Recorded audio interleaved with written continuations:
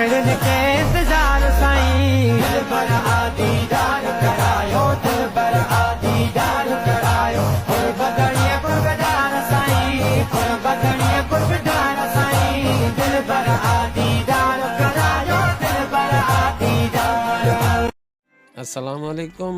हुर जमायत लाए ईद जो ॾींहुं आला हज़रत पीर साहब पगारो कराची खां हेलीकॉप्टर ज़रिए सफ़र पहुता आहिनि जिथां खां जो दरगाह पीर ॻोठ पहुची चुका आहिनि। उते 2 ॾींहंनि जे आराम खां बाद रुहानी सफ़र ते ख़ैरनि जो उसरंदा। 9 तारीख़ खां दावतनि जो शेड्यूल आहे, कमु तेज़ी सां मुकमल थी रहियो आहे ऐं इंशाअल्लाह जल्दी जेको आहे और जमायत के पंहिंजो रुहानी खिताब दीदार करण फरमाईंदा।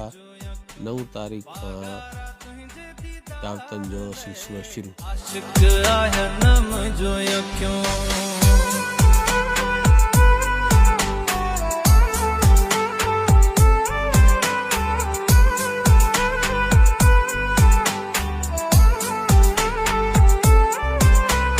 राह दिसी रोई पयूं हन सदक दिसी सुदका भरन वो राह दिसी रोई पयूं हन सदक दिसी सुदका भरन सदक दिसी सुदका भरन पैसे वंजे पुनल जे पाया ही पैसे वंजे पागारे जे प्याही एड़ियों यक्यूं रब रखियूं दिलबर तुंहिंजे दीदार